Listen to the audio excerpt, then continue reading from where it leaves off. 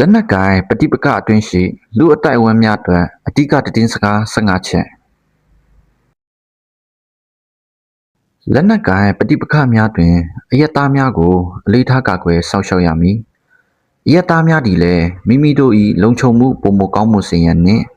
ဆုံးရှုံးမှုမရှိစေရန်လိုက်လျောညီထွေစွာနေထိုင်ပြုမူရမည်လက်နက်ကင်အဖွဲ့ဆိုသည့်အတုံးလုံးသည်ပြည်တွင်းဥပဒေအရလက်နက်ကင်ဆောင်ထားသောနိုင်ငံလုံခြုံရေးတပ်ဖွဲ့အကောက်ခွန်သို့မဟုတ်ရဲတပ်ဖွဲ့များကိုသာမဆိုလိုပါလက်နက်ကင်တပ်ဖွဲ့ဝင်ဆိုသည်မှာ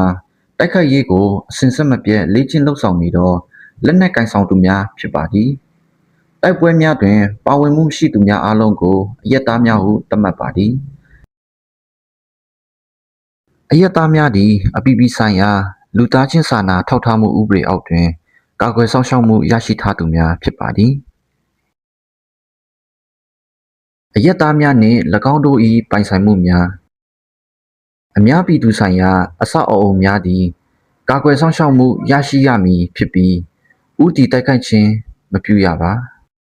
စစ်စင်ရေးများတွင်အမြဲတမ်းအယက်သားများနှင့်တိုက်ခိုက်သူများကိုခွဲခြားရမည်မခွဲခြားနိုင်ပါကအယက်သားဟုယူဆပြီးကာကွယ်ရမည်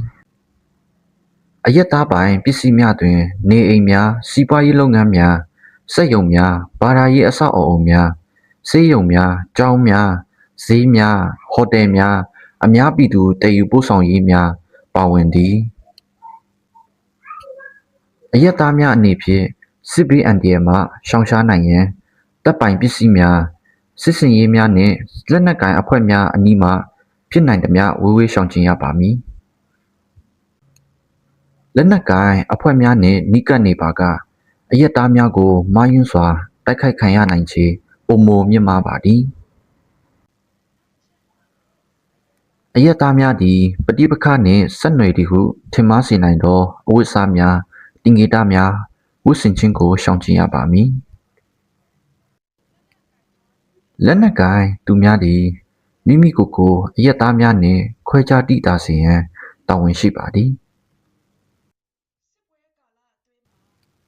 စစ်ပွဲကာလအတွင်းလက်နက်ကိုင်အဖွဲ့များကိုလက်နက်ကိုင်၍ပြန်လည်ဆန့်ကျင်ပါကအယက်သားအဖြစ်ကာကွယ်မှုဆုံးရှုံးနိုင်ပါသည်